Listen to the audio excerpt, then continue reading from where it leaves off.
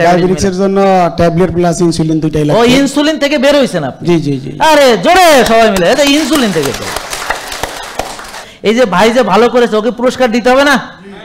আলহামদুলিল্লাহ। তাহলে ভিজিট তো দিলই না, আবার পুরস্কারও নিল। হ্যাঁ জোরে আমরা। হ্যাঁ আপনার কাছে আসার উদ্দেশ্য হলো স্যার, আপনি ভিডিওতে একটা জিনিস বলছেন যে কোনো ডাক্তারই কিন্তু গ্যারান্টি দেয় না যে আমার কখন শেষ হবে ওষুধ খাওয়া। সেই চিন্তা থেকে আমি চিন্তা করলাম যে আমরা টাকা দিয়ে সুগার কিনে খাচ্ছি, আবার সেই সুগার নিয়ন্ত্রণের জন্য ওষুধ খাচ্ছি, এটা টোটালি মিনিংলেস। এটা বুঝতে ওনার 15টি বছর জীবন থেকে। এখন বয়স কত আপনার? এখন 44। তবুও আলহামদুলিল্লাহ বলেন। আলহামদুলিল্লাহ সবাই বলেন আলহামদুলিল্লাহ। যে তাও আল্লাহ কবুল করছে। এখন আসলে তো জানিই না কি হয়েছে না হয়েছে, জিজ্ঞেস করি এখন কি ওষুধ খাওয়া লাগে?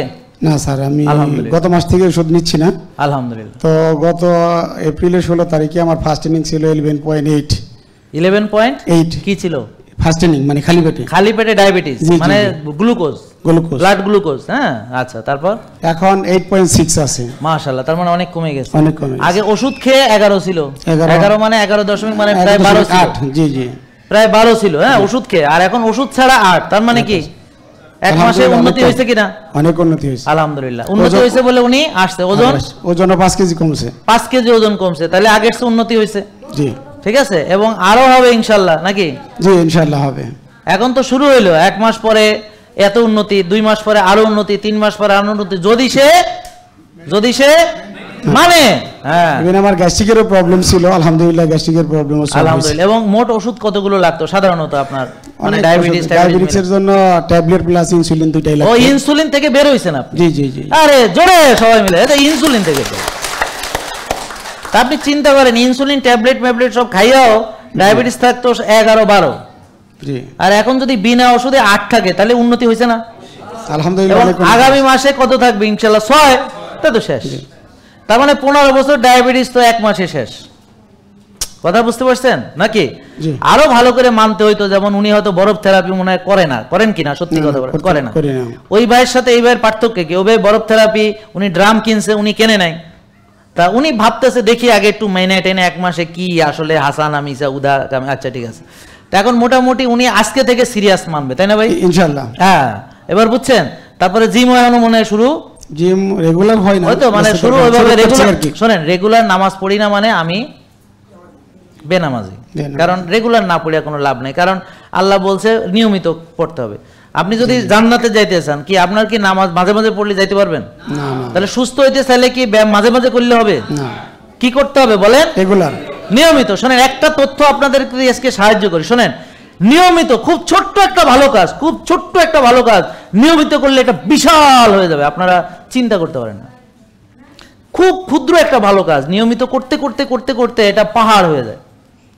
যেমন ধরেন, আপনারা অল্প একটু বিষ খাইতে খাইতে খাইতে খাইতে একটা পুরো বিষাক্ত হয়ে গেছেন। একটু একটু ওষুধ খেতে খেতে খেতে আজকে ওষুধের মধ্যে ঢুকে গেছেন পুরা। এরকম মানে খারাপ জিনিস, বুঝতে পারছেন? আপনি চিন্তা করেন, আপনি এই জীবনে আপনি হিসাব করেন যে আপনি একা মাসে কয় লিটার সয়াবিন তেল খাইছেন, আপনার বয়স কত, বছরে কত লিটার খাইছেন, এই জন্মের পর থেকে এই পর্যন্ত কত লিটার খাইছেন, একসাথে দেখলে আমি এগুলা আমি খাইছি। হ্যাঁ আপনি খাইছেন তো, আমার কথা বুঝতে পারছেন না? আপনি খাইছেন। এইভাবে তিলে তিলে ছোট ছোট ছোট ছোট ছোট ছোট ভালো ভালো মানে বিরাট ভালো, ছোট ছোট ছোট ছোট খারাপ মানে বিরাট খারাপ। এই জন্য আল্লাহ বলছে যে মানে তোমরা এই ভালো কাজ সে যতই ছোট হোক করার অভ্যাস করো, আর গুনাহ যতই ছোট হোক সেটা করো না। এই যে ভাই যে ভালো করেছে ওকে পুরস্কার দিতে হবে না? আলহামদুলিল্লাহ। তাহলে ভিজিট তো দিলই না, আবার পুরস্কারও নিল। হ্যাঁ জোরে আমরা। হ্যাঁ